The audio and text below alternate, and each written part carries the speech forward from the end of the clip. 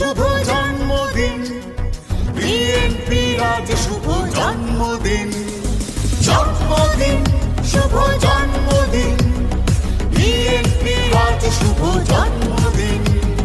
শহীদ জিয়ার ঘোষণা স্বাধীনতা, শহীদ জিয়া এনেছেন সফলতা, শহীদ জিয়ার ঘোষণা স্বাধীনতা, শহীদ জিয়া এনেছেন সফলতা।